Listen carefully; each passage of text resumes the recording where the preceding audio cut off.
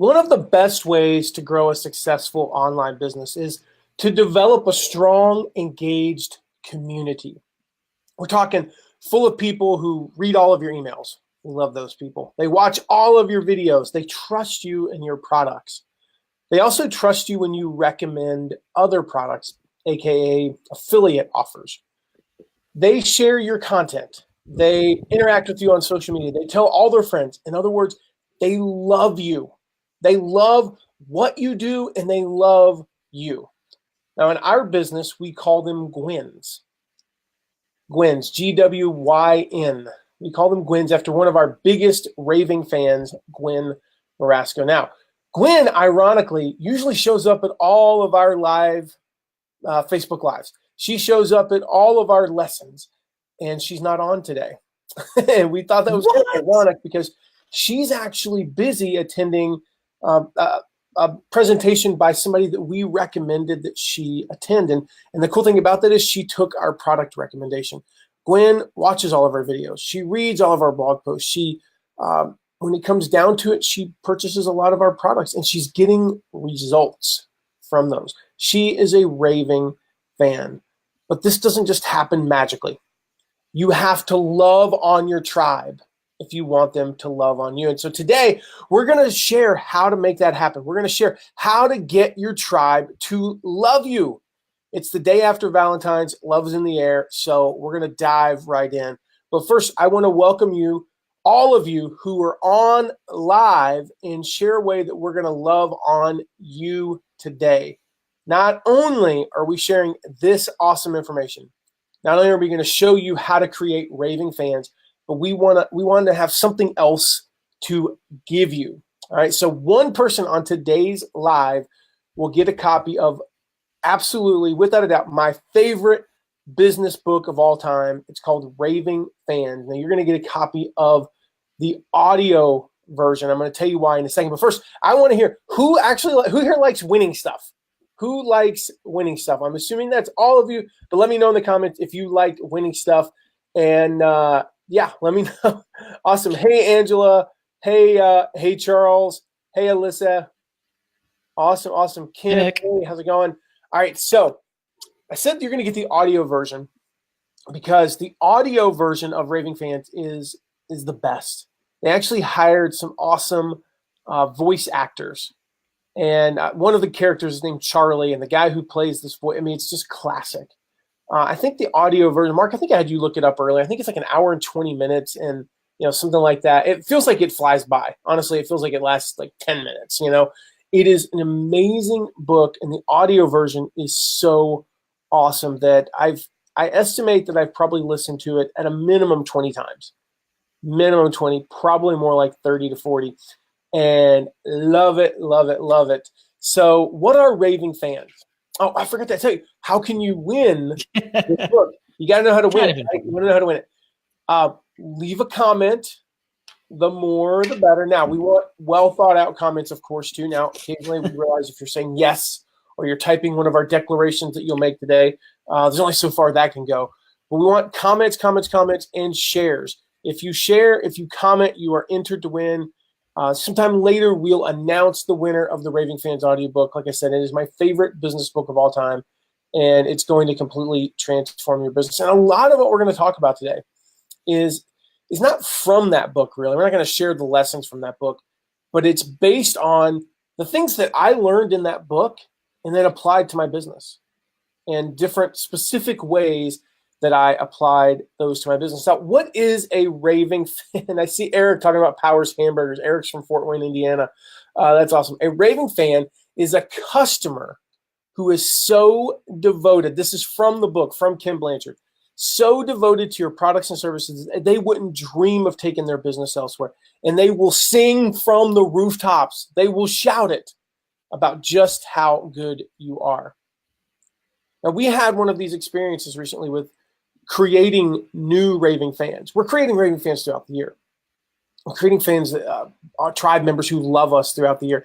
We just did our list launch challenge, and Mark's going to put some of these up on the screen, but I just want to share some of these just really cool testimonials and some of the feedback that we got here. We got Angelica Christie said, thank you so much, Matt McWilliams and Mark Sievenkrupp, and the awesome group I felt so inspired and comfortable with. She mentioned awesome group. We're going to touch on that today and how to get your fans, how to get your tribe to love you.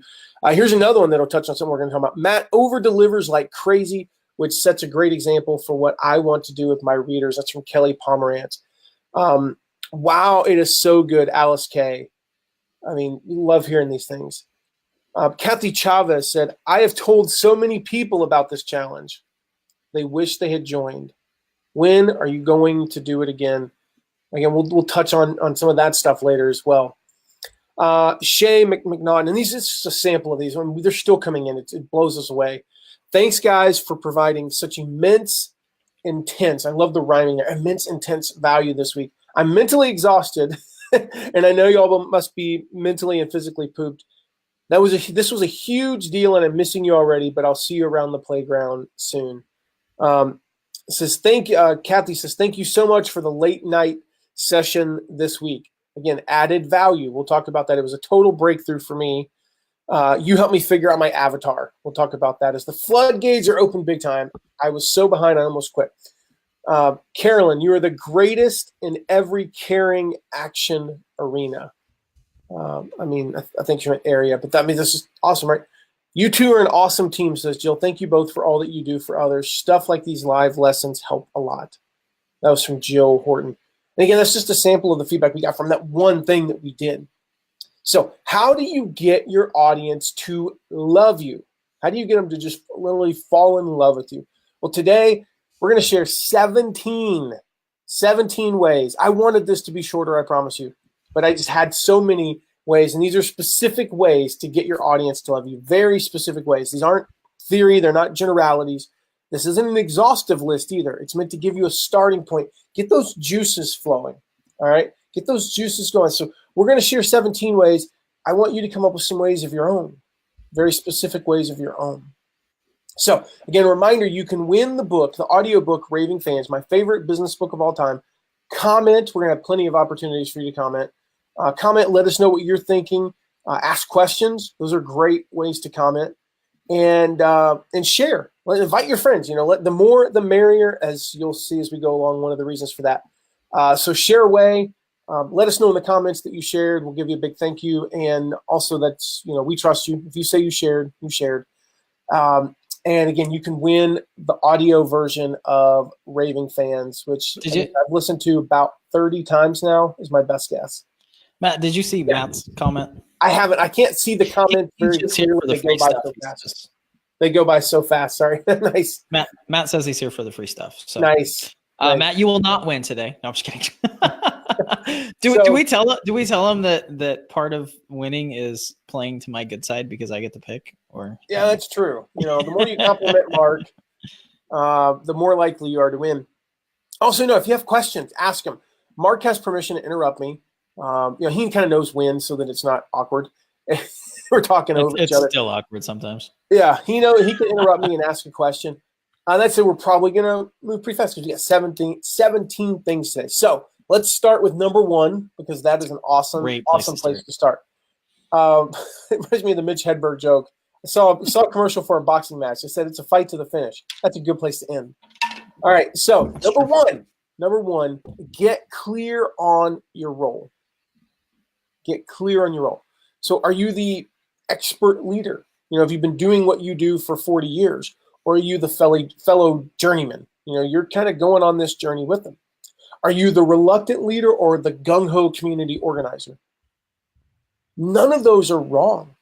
None of those are wrong. They're just different. And it's important to get clear on this first, because if you're not clear, if you aren't clear on your role, you're going to be all over the place and your tribe won't know who you are.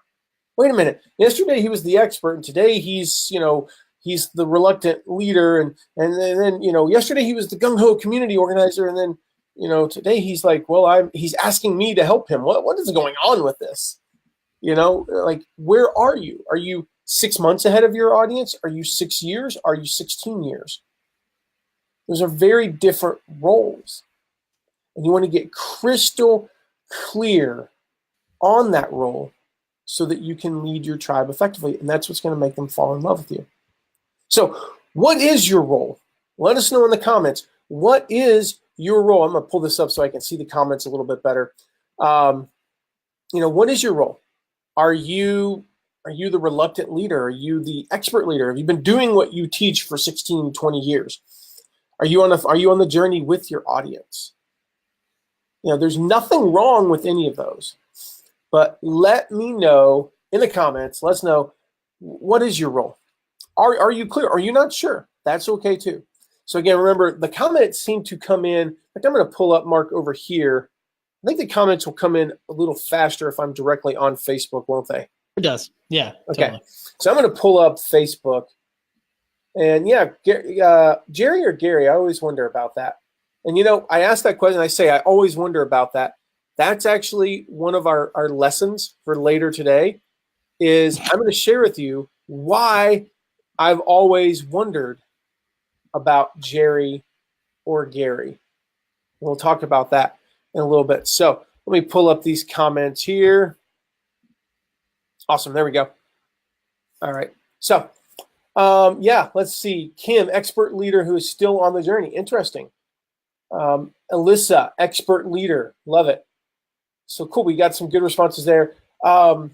Just get clear on it. Know it.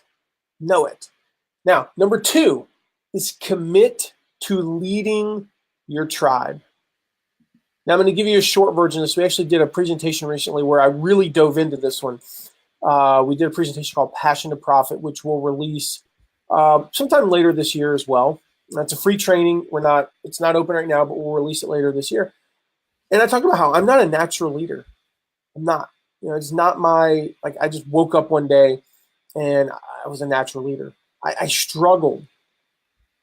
Now, what I get to do is lead people to avoid those struggles that I went through.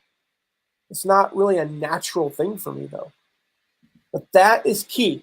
You have been, whether you're 6 weeks, 6 months, 6 years, 16 years down the road, you've been where your tribe wants to go. And you might be only one step ahead of them, but you're leading them. And this is hard for some. This is hard for some people. So I'm curious, drop in the comments, how do you feel about leading? Are you comfortable with it? Does it scare you a little bit? Is it something you feel like you're a natural at? Or, you feel like you're learning it? Whatever it is, share it in the comments and let me know. And so going back real quick to the, Angela was a reluctant leader. Marsha's an expert leader. Matt is a purveyor of hope. It's the first time I've read the word purveyor in a long time. I like Larry's comment. Did you see Larry's comment? I haven't. Where is it? He said I am 6 days behind my tribe.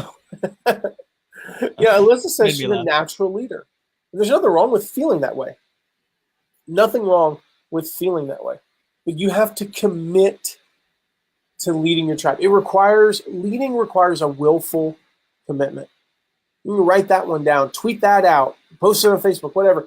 Leading requires a willful commitment. One of the key things here is to remember your tribe needs you to lead. No pressure, right? They need you to guide them. And I don't say to put that on, to put pressure on you, but they need you. There are people out there, regardless of what industry you're in, what niche you're in, they need you to lead them. So write in the comments. This is a declaration. And you can shout it. You can, if there's nobody around, you can, pull a Tarzan and yell it out. I will lead my tribe.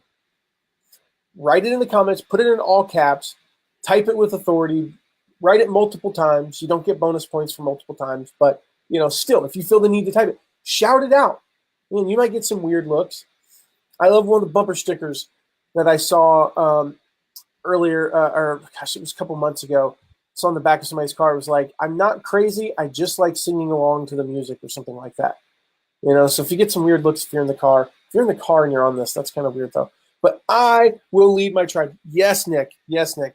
So it's important to declare things like that because it requires that willful commitment.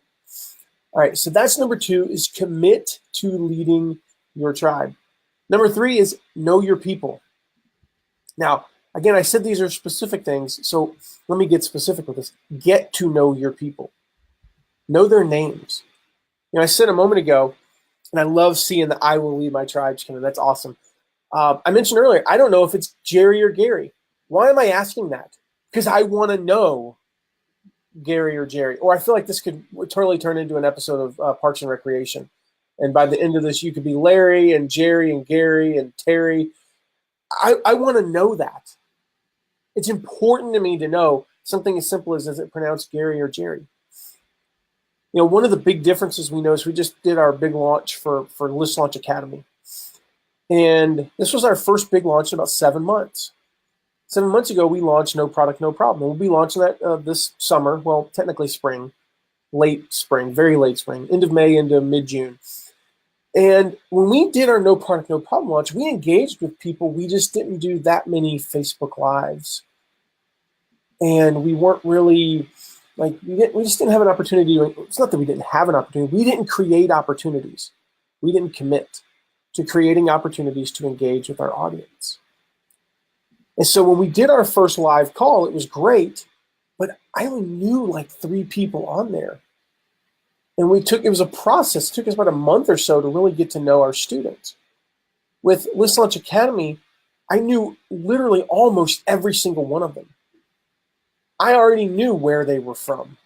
I already knew their struggles and all that stuff. And so it was just a very different experience. I mean, some of you on here, you guys are in List Launch Academy. We had our first lesson yesterday. We had our kickoff, session a week ago.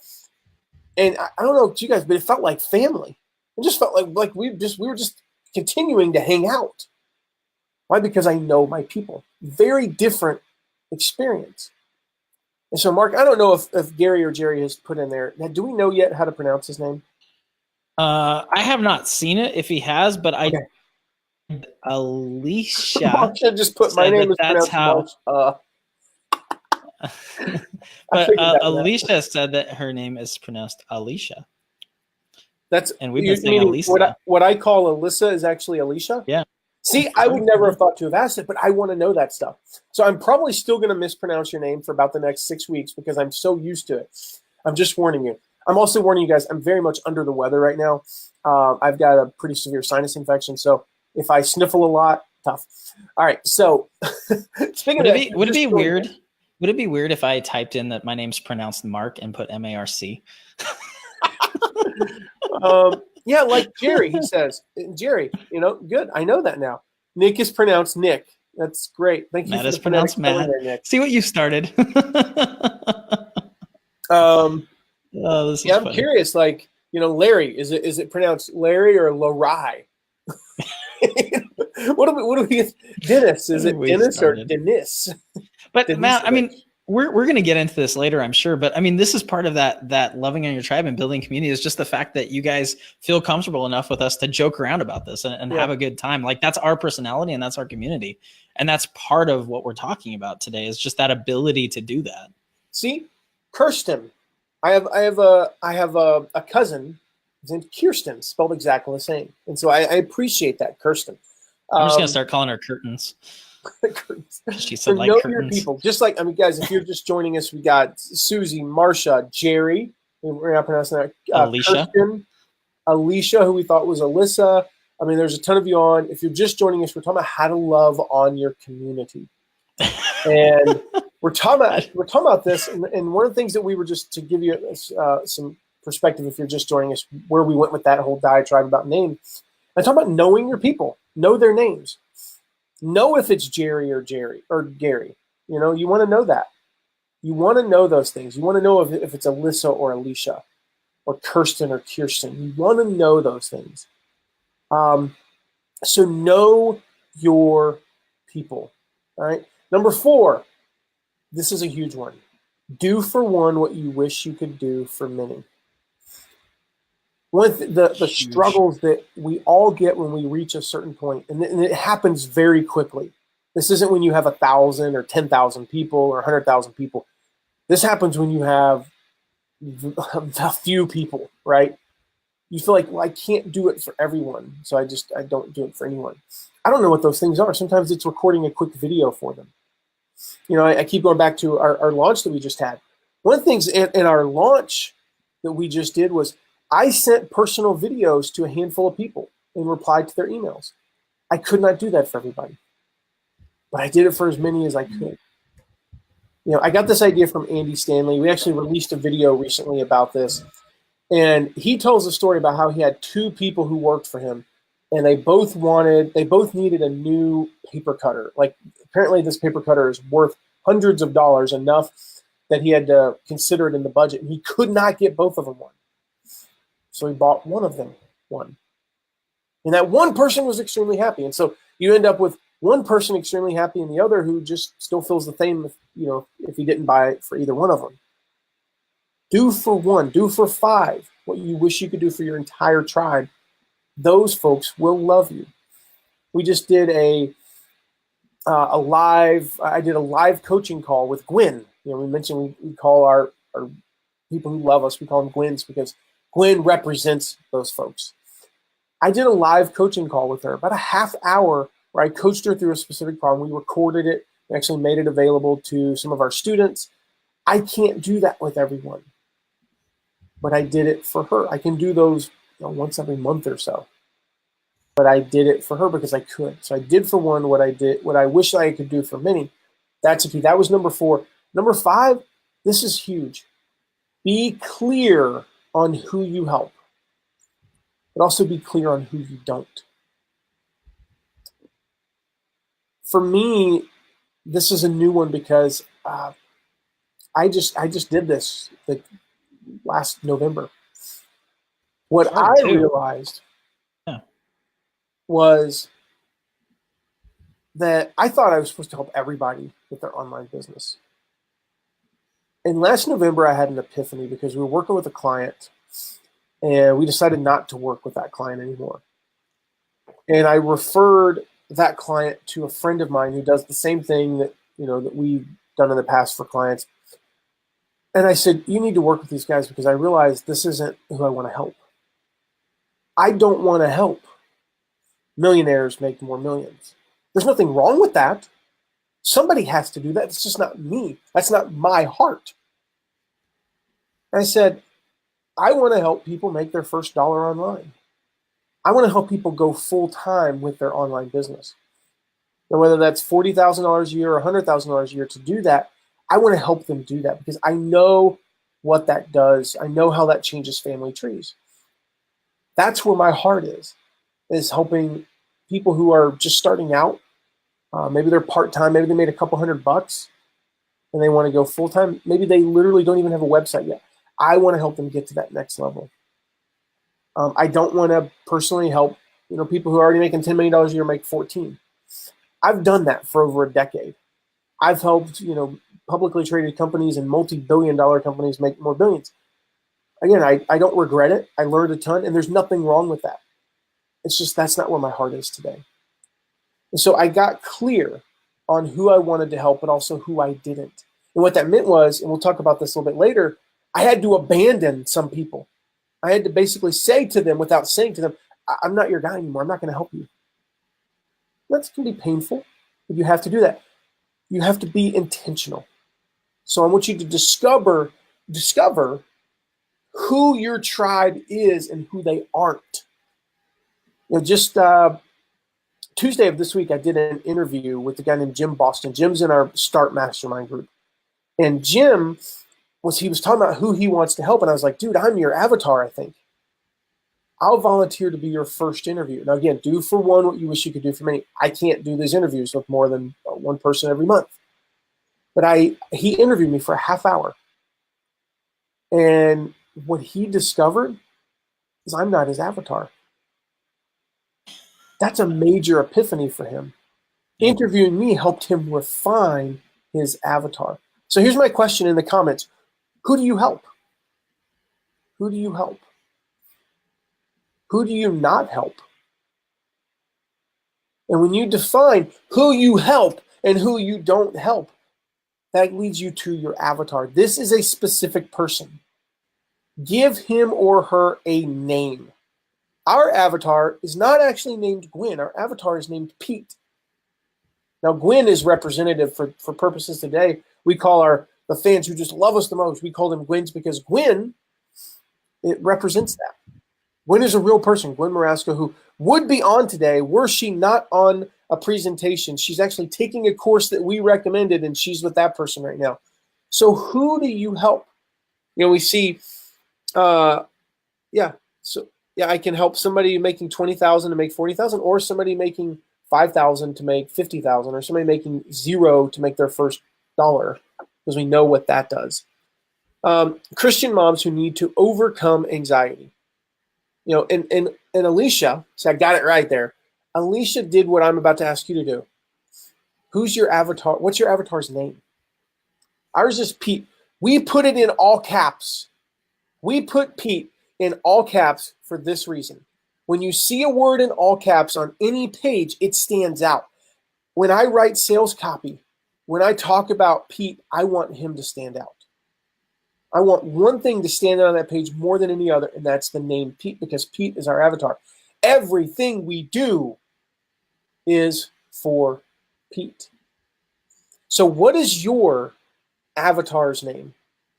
I see Susie, when I asked, who do you help? I help disorganized people who are not type A's. I help type B's. Great. I don't help type A's. I help type B's, she says. Small businesses struggling to use online tools and media. Excellent. You don't help large businesses. You're not helping multinational corporations. Not that there's anything wrong with that, again. That's not you. I wouldn't mind making $1. Great, Larry. That's what we're here to help you do. So who's your avatar's name? And when you type it, always, always, always, type it in all caps. Because the most important thing is that person, him or her. The most important thing is him or her. Now, that leads right into number 6, which is make it about them. Everything is about them, not you. This isn't about me. The reality is most platform builders are self-centered. They're not tribe-centered. And I don't mean that they're selfish. They're just self-centered. Look who I'm with. Look where I'm at. Look at the great car that I've got behind me that's really not mine. I actually rented it from Avis. Not that anybody ever does that. Never. There's a reason why you don't ever see us doing ads like that. There's a reason why you don't see us with flashy crap or, here, let me take you on a tour of my mansion. It's just not who I am. I am what I am, right? I'm Popeye, But most platform builders, they're self-centered, not tribe-centered. They appeal to their own interests. They appeal to what makes them feel good and look good on social media. Instead, I'm telling you to appeal to the self-interest of your audience, and they'll listen. I'm curious, do you make this mistake? Do you sometimes fall into the trap of being a little bit self-centered, not tribe-centered? Let me know in the comments. See, ultimately what this does, I love that, by the way, Carl. My avatar is named Chuck, so I can say, what's up, Chuck? Let's get to work. I love it. This is, you want to pace your group and speak their language. What I mean by pace their group is you want to be following along with them. You don't have to be where they're at. You just want to be going along with them. You're on the journey with them, even if you're ahead of them. You're speaking their language. We'll talk about that in the next couple of points, the importance of speaking their language and how to know that. But you want to give them real value. You want to use examples to show you understand their world. People like people who are like them, so use your stories to relate to them. One of my stories it's really my core story with our business. About 5 years ago now, I was a blogger. I was spending 10, 15, 20 hours a week producing content, interacting on social media, replying to comments, doing all that stuff. I was active, right? I was working, but I wasn't making any money from it. And so I'm doing all this work. I'm spending all this time, spending all this money. It was costing me $500 a month, from hosting to all the premium theme that I bought to, all the stuff on my site, VAs helping me out, making $0. Now, how do you think that felt as the breadwinner in the home, or even not as the breadwinner in the home? I talk to a lot of parents who are, they're stay-at-home parents, and their spouse is the primary breadwinner, but they're spending money on their blog, and all they want to do is just make a little bit of money. They don't even need to make full-time money. They want to make $1,000, $2,000 a month. How do they feel knowing that they're costing their family money? But the reason they couldn't go on vacation, this is no joke, $500 a month times 6 months is $3,000, and $3,000 is about what the average vacation costs. So how do you think I felt costing my family 3 vacations over 18 months? Not very good. So I know what it's like to be in that position. I also know what it was like when I made that $588 for my first affiliate commission. And suddenly my business that month was profitable to the tune of $88. That was the start of all of this, almost 5 years ago, because I saw what was possible. So use your stories to relate to them. Now, one way to do this is number 7, which is listen to them. Listen to your audience. They will fall in love with you if you listen to them. Let me just see the comments here. Yeah, these are awesome. We do have one question, Matt. What's the question? If you want to answer I'm not it right asking now. what is a question. I'm asking what is the question. A question is, Meredith said, I think going back to the avatar a little bit, what if you have 2 people you help? If you're a connector, matchmaker, a directory, how do you manage that? Which, I mean, we do that, Matt. We have 2 different people a little bit in a way. So how do you manage that? What if you have 2 people you help? So 2 different types of people. Then you apply these to both. I think ultimately, I think of it in terms of umbrellas. I think it's the 2 smaller groups fall under the big umbrella, and you spend some time speaking to the small group A and small group B, and then you spend the majority of time speaking to the big group. I think that's ultimately how you do it. So, I mean, like Mark said, we have, here, I'll use our story to relate to you. we have 2 groups. We have people who are, again, they want to do affiliate marketing and they're not bringing in pretty much any income. We also get a lot of people who want to know how to work with affiliates because, like Alicia said, they might be at $5,000 a month or $5,000 a year, $10,000 or 10, or $20,000 a year. But they want to get to that next level.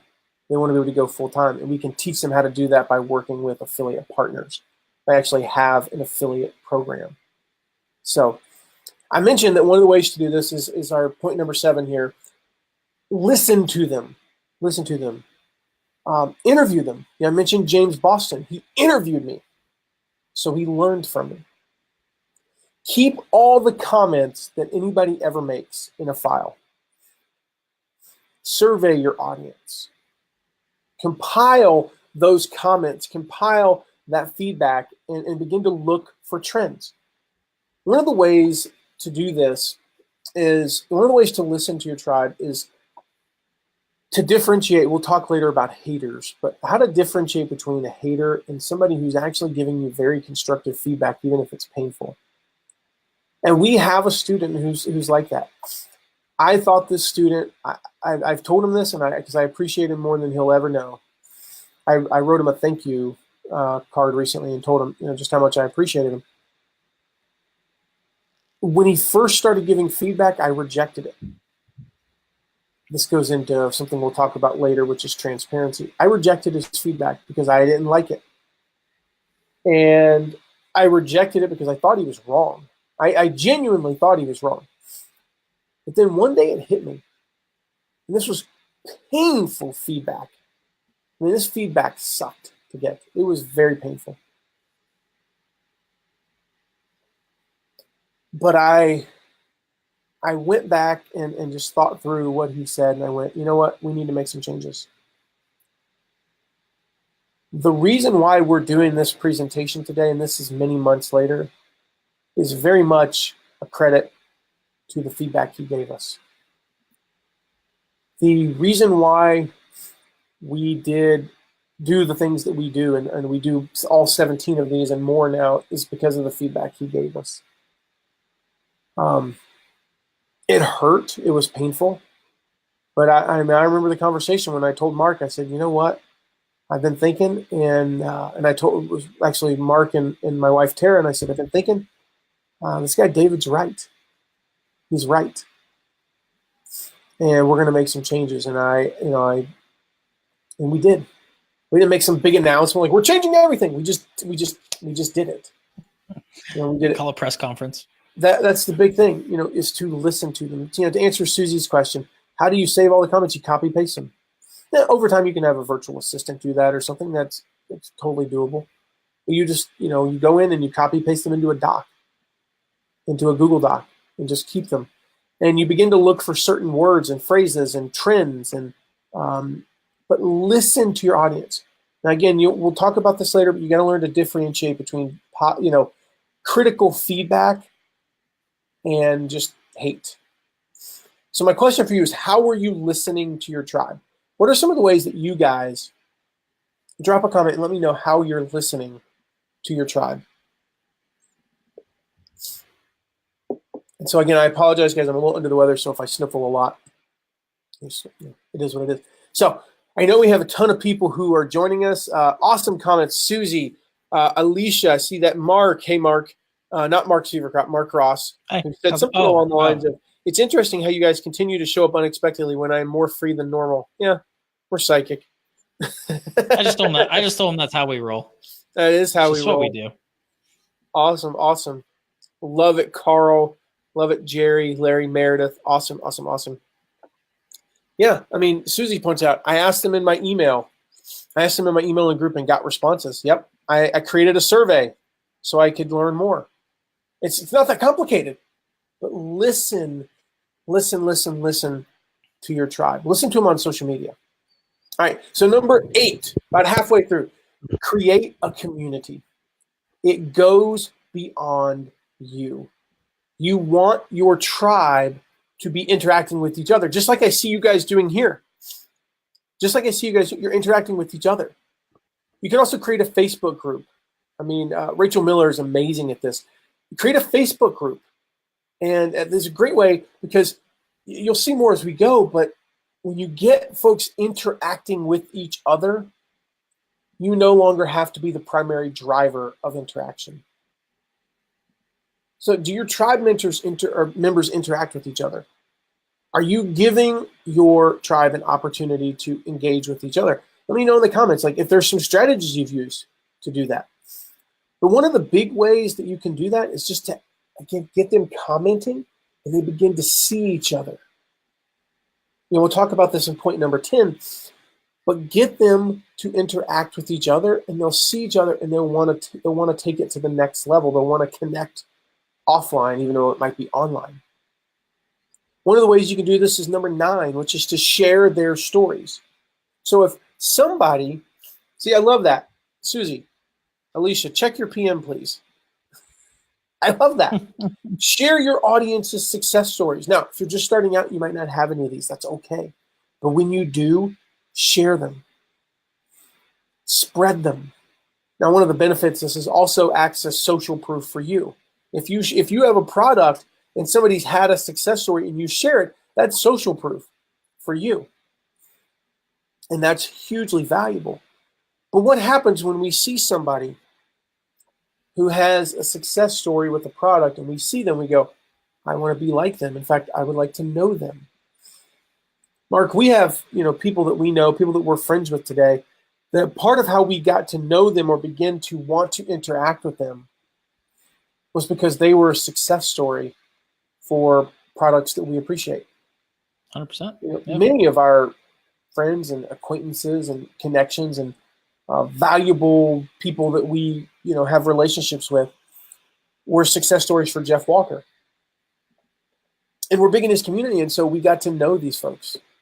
So share your audience's story. The other thing I noticed, Mark, I don't know if you know, I'm sure you did.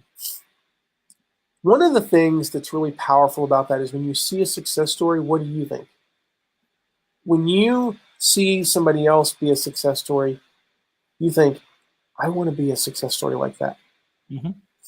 I want to be up on stage like that. I want to be the next person that so-and-so interviews. I want to be the next person that Susie interviews. Well, I mean, I here's want to be I want to be that success story. So not only do we, using your product, your course, do they work harder at it because they want to be the success story, but they gravitate towards you more because they know that one of the ways to be that success story is to have a personal relationship with you. And so people love you even more. Oh, Matt, seriously. As somebody's calling Rookie you. mistake. No, I'm just kidding. No, like a great example of that, and I'm going to brag on Alicia a little bit, because in Let's Launch Academy, one of the first things she posted was, I want to be the next James Kalita. Yeah. Now, why did she want to be the next James Kalita? Because we shared James's success story. Now, I did tell her you might go without the beard because that would be kind of weird, but it's just cool because that totally happens. Like, you see that. And I remember we had that with MPMP last year, Matt. I remember, I think it was Allie that said, I want to be your next success story, you know, and hearing people say that, like, it's this motivating factor to say, I want to be a success story. And the other thing about that is when you do that, and the reason I love doing that, I love that we do that, because now they're the hero. Like, because, you know, for example, in Let's Launch Academy, I mean, when the new students come in and James is in the group, James is the hero. It's not just us. It's not me. It's not you. It's James. You know, James is the guy that, wow, you know, look at the success he's had. And it helps them because they see, wow, this just isn't Mark and Matt teaching something. It's, wow, James knows what he's talking about too. And there's other people that have been successful. And that's huge. That just, it helps them. But it also, I think this is the other great point. When you share those success stories, what does that do for the people that are success stories? It helps their success. Yeah. You know, now James acts differently. He talks differently. He's more motivated to succeed because people are watching him, and not in a bad way, not in a stressful way, just wow, people care what I think. People care the way I'm acting and the things that I do, and they value my opinion. That means I need to work harder and I need to continue to get better. And so it's the whole, you know, a rising tide raises all boats. It helps everybody by sharing success stories, and it's so awesome. Absolutely. And I love that, you know, Susie pointed out, you should thank Katie Horner for me and Alicia. Hey, Katie, thank you. And then shortly after, who shows up? Because they tagged her, yeah. Katie's like, exactly. They're talking about me. That's how this stuff works. It's one of the power. Number 10. We'll go perfect segue. Wish I could say I planned that. I totally didn't. Thanks for setting that up there, Susie. Number 10 is go live. You know, what we're doing right now. Live interaction, live feedback. One of the things I love about this is we get that live feedback. We get that live interaction. And so it deepens the relationship that we have with our audience. It's certainly with Alicia, with Susie, with Matt, with whoever, not myself. That would be weird. I don't refer to myself in the third person. I'm not Matt Crump. With Jerry, it deepens that relationship. But it also allows for things to grow organically.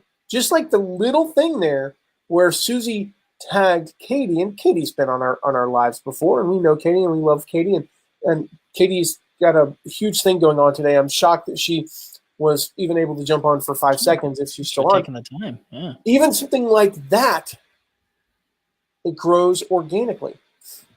It grows organically. And so, are you doing lives? You know, let us know in the comments. Are you doing lives? If you're not, what's holding you back? I'll tell you what held me back.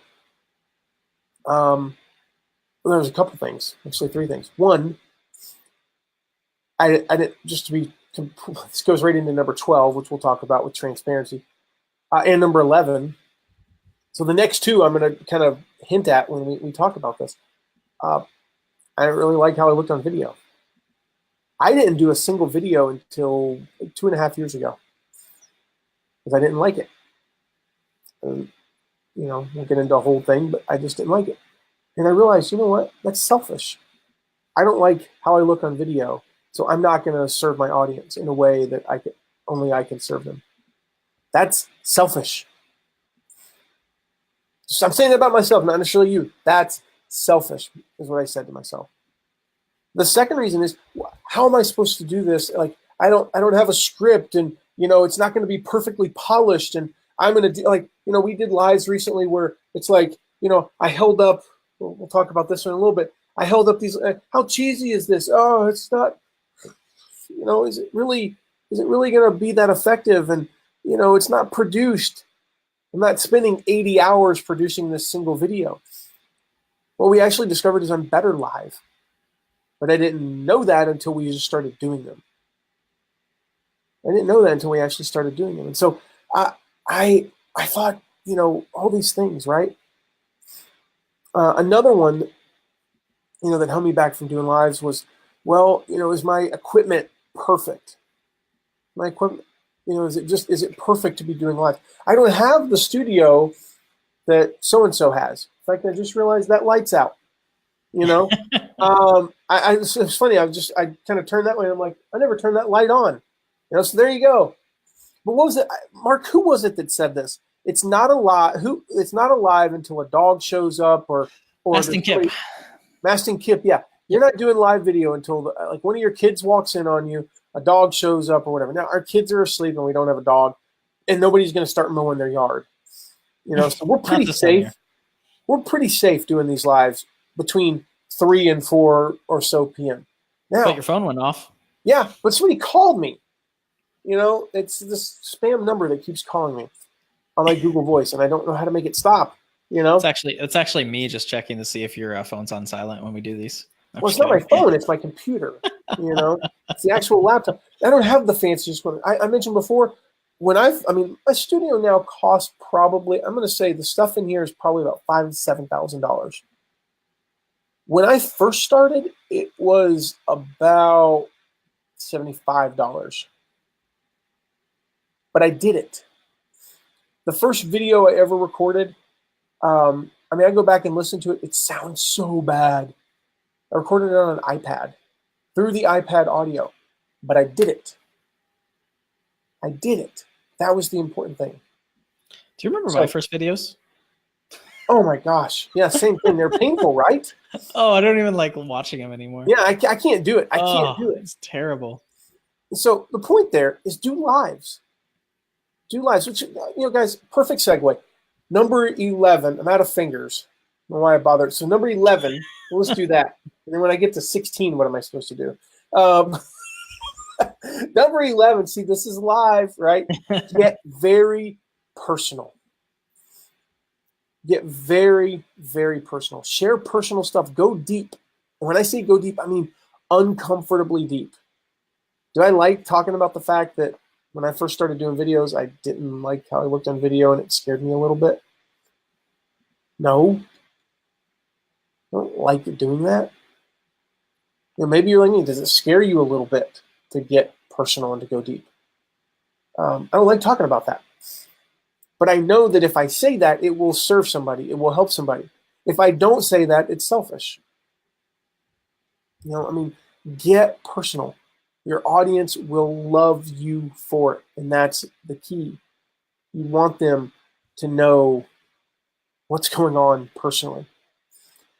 Which, number 12 is very similar, and that's be transparent. I didn't even try to hold up fingers that time.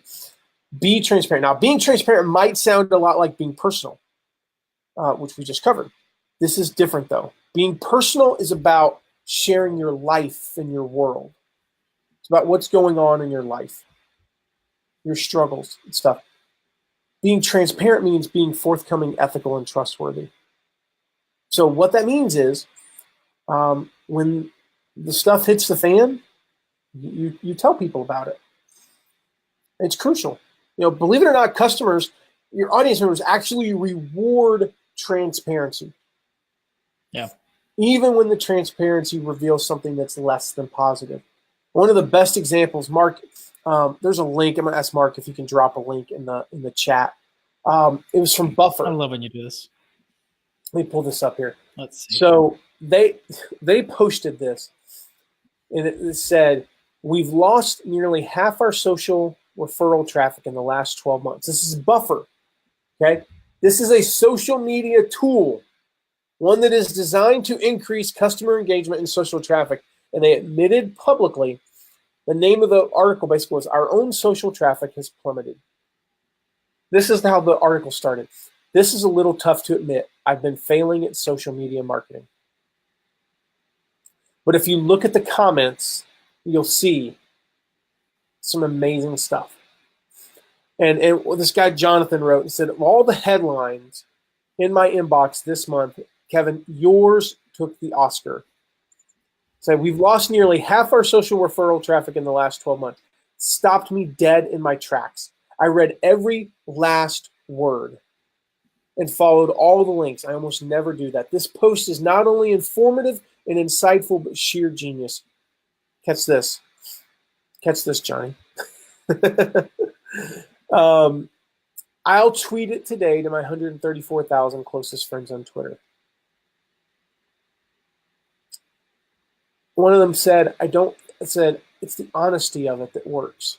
I think it really humanizes the brand because there are people behind every brand and company out there. Story is so powerful and so is vulnerability. Look how many people this post resonated with. It's transparency. Now, some of the comments, if you look through it long enough, you'll find that some of the comments, they were critical. They offered suggestions. Those are valuable.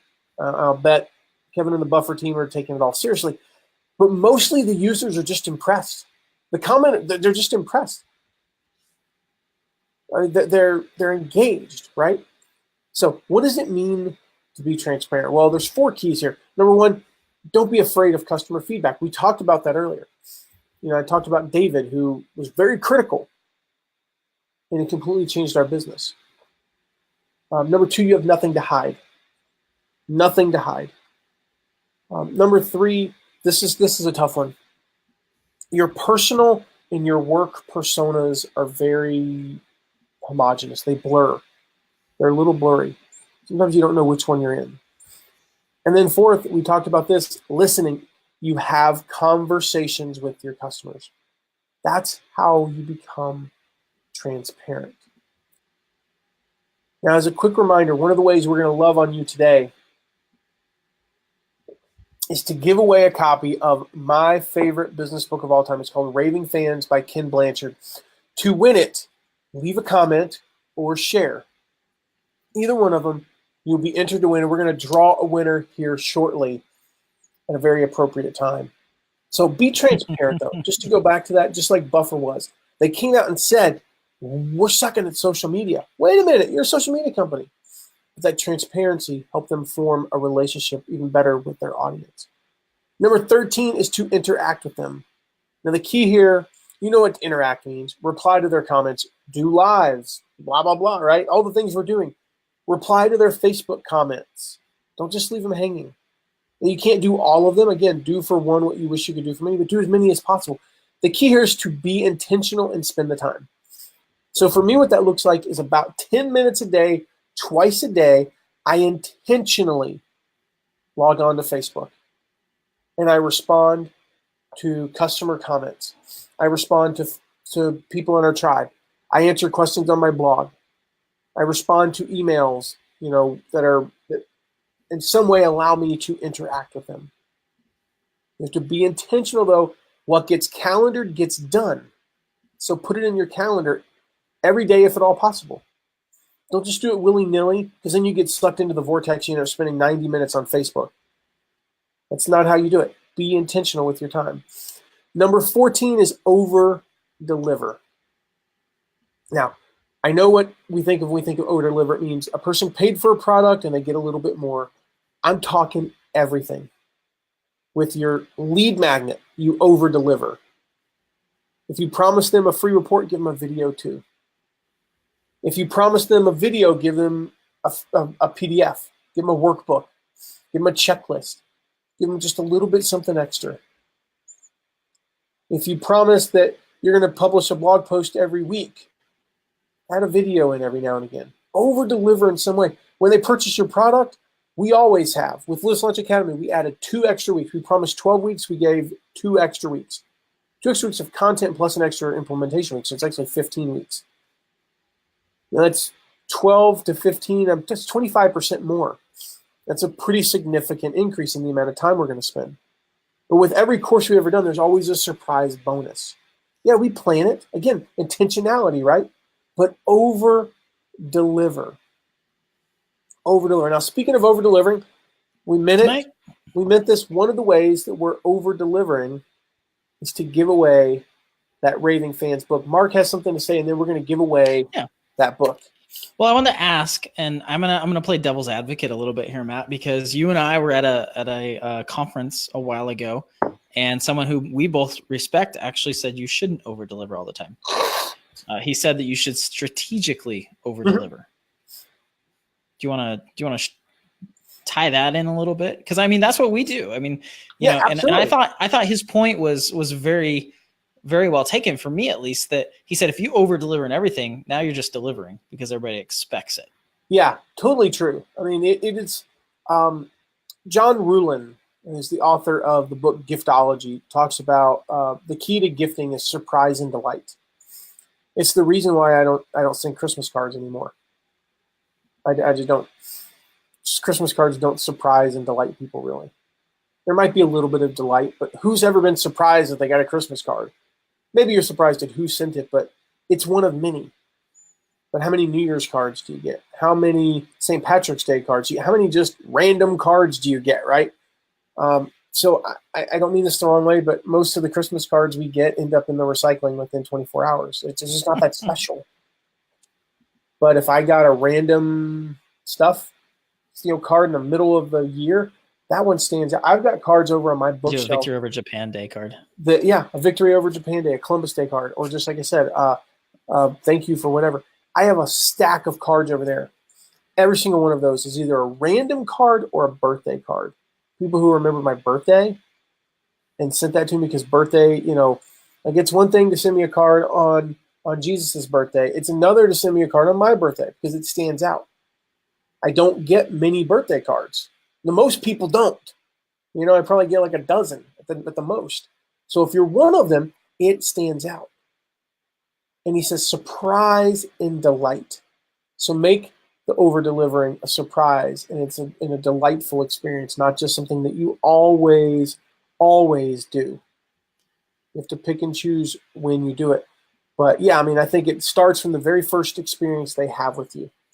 If at all possible, over-deliver. So, Mark, it is time to give away something. Susie, to answer your question, the best address for me is at the bottom of the emails. You're on my email list, and I know you are. Look at the bottom of those emails. It has the address down there. It's legally required, by the way. He doesn't like brownies, though. Send those to me.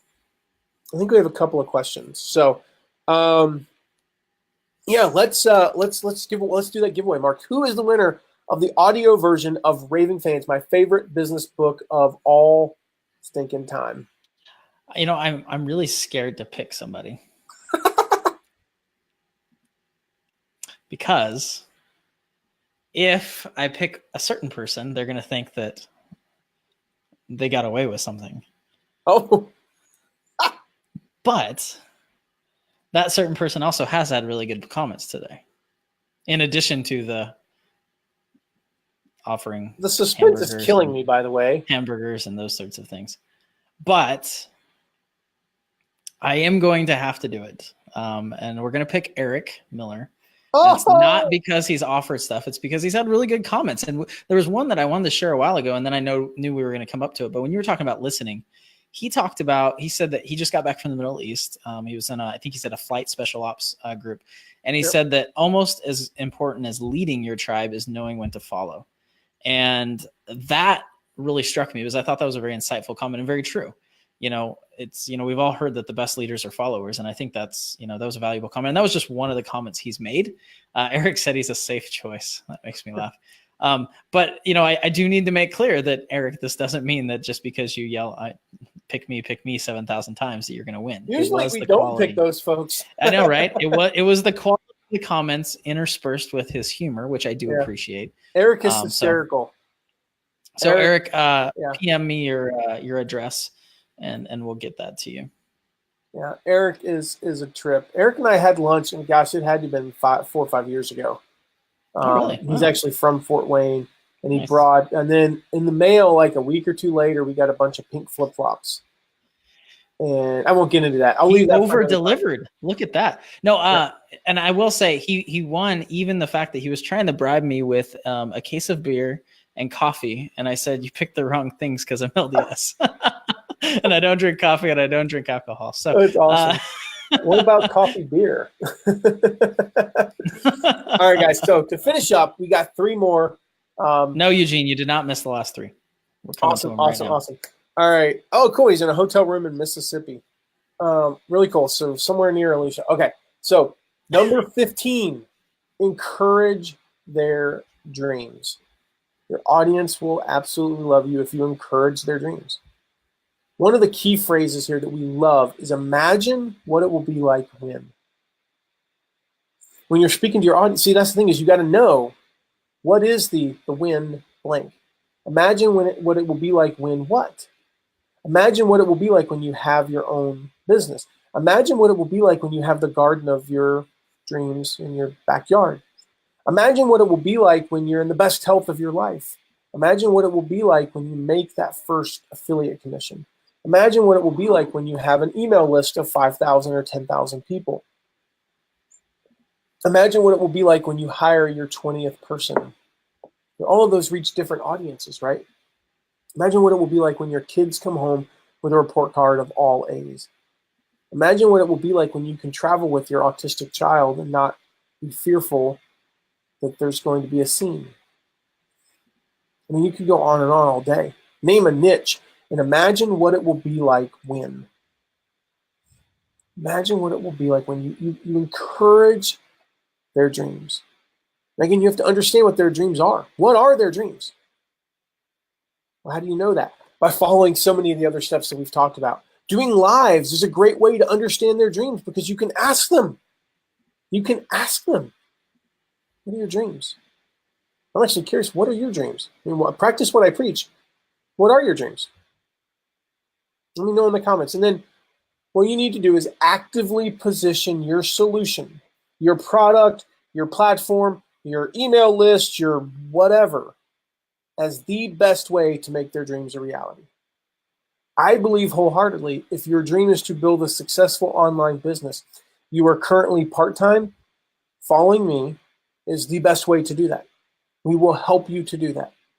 We will help you with as much value as possible. We will offer products that will help you. We'll recommend other people's products that will help you.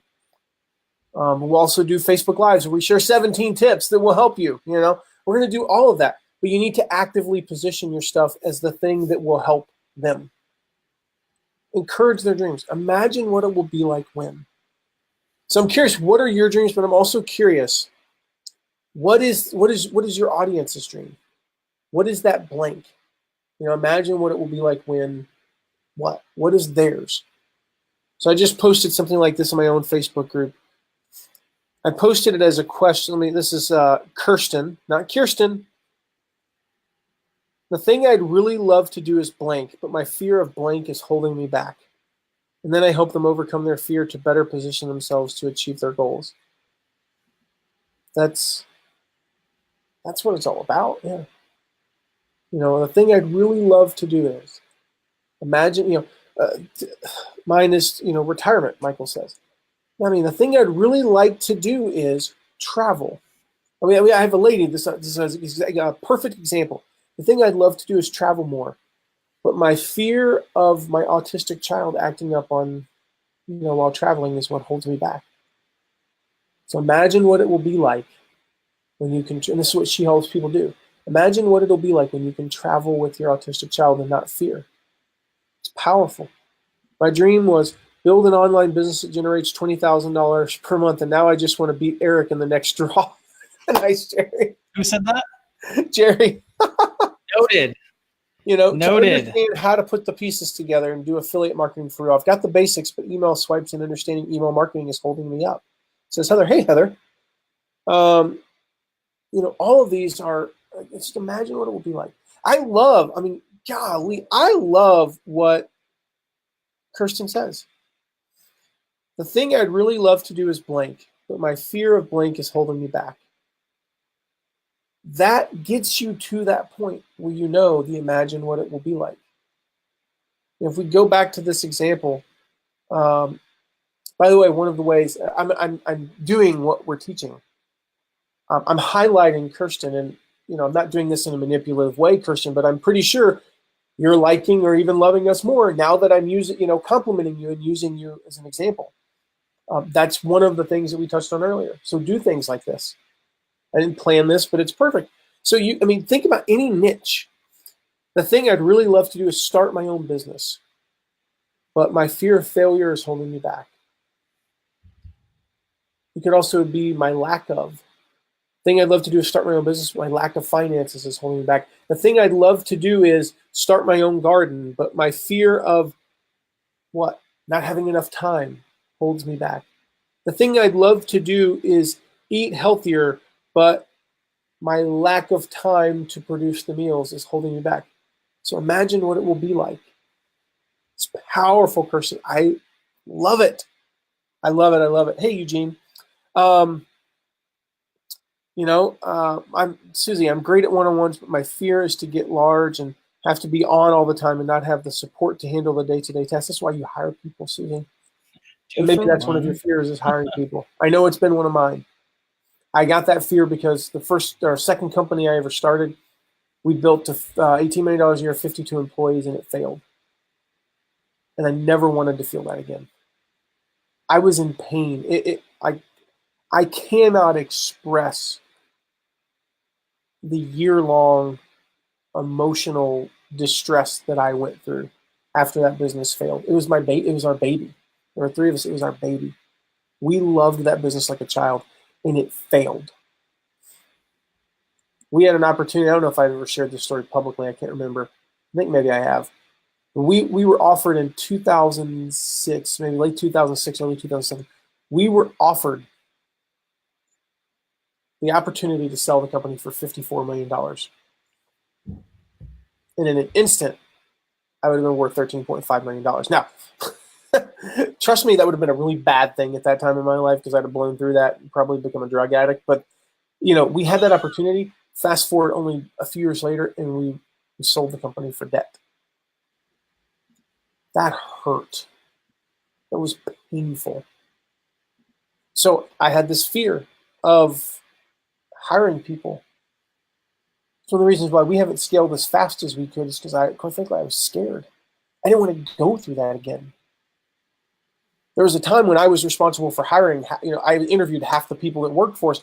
And then there was a time when I at least knew when we were hiring somebody that was new. And then we literally we were walking down the hall one day and I go, who is that? And my assistant, Paul, goes, that's so-and-so. She works in the call center. And I go, we have a call center? I didn't want to go through that again. So speaking of tough things, point number 16 is a tough one. To have your audience love you, you have to reject some people. You have to reject two specific people. It was the very first thing we talked about was get specific about who you are helping and who you're not. By definition, if you decide who you're not going to help, you have to reject them. You have to say, you know what? Nope, I can't help you. I'm too focused on helping the people that I'm most passionate about helping. The second group you have to reject is haters. To truly love the tribe you are meant to lead, you've got to reject the haters. I'm not talking about people who love you and they have a genuine beef. I mentioned earlier David and he had some genuine concerns. He's a fan, but he had genuine concerns. And he brought them to me and I listened to him. He wasn't a hater. He wasn't somebody that he wasn't a troll. He wasn't hating on me. And he also was in my target. He wasn't somebody that was like, he wasn't saying, hey man, this stuff you're talking about is too basic. If somebody says the stuff you're talking about is too basic, I go, great, you're not my audience. There's 100 people out there that can help you. You're just not mine. You're not my audience. If somebody comes to me and says, I really wish you would talk more about this, I don't know what this would be, but you really should talk more about how to get financial backing for your business. No, I don't talk about that. It's not what I teach. So if you want to learn that stuff, great. I know people who can, go to Google, you'll find somebody. You got to reject the people who aren't your avatar, and you've got to reject the haters. That's hard.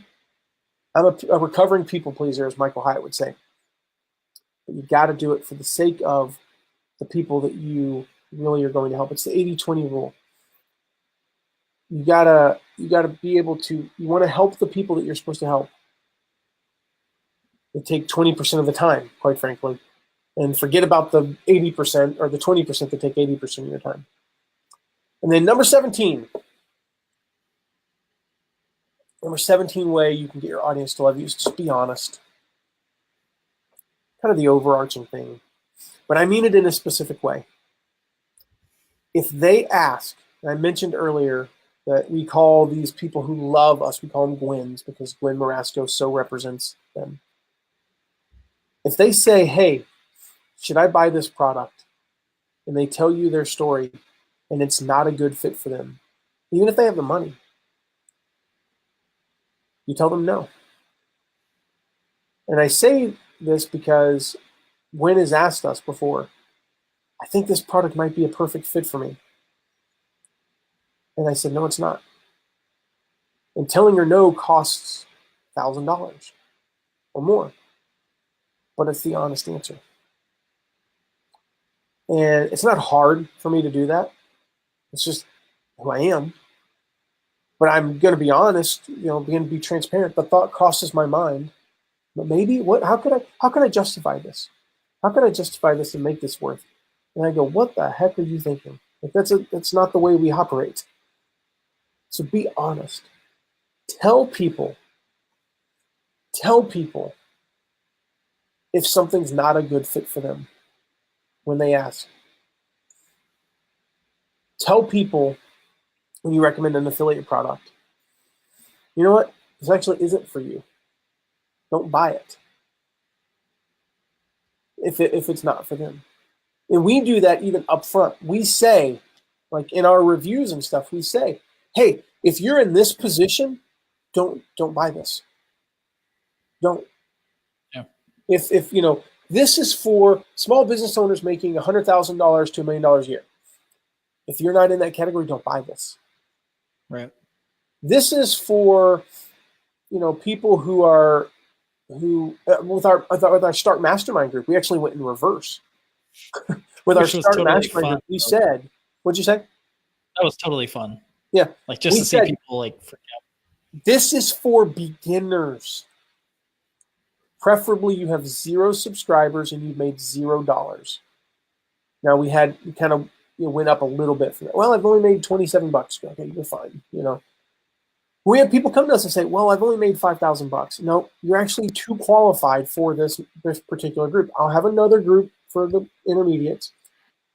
And we were just honest. Like, they have the money. They would love to give me hundreds of dollars a month. And I told them no. Because this group isn't for them.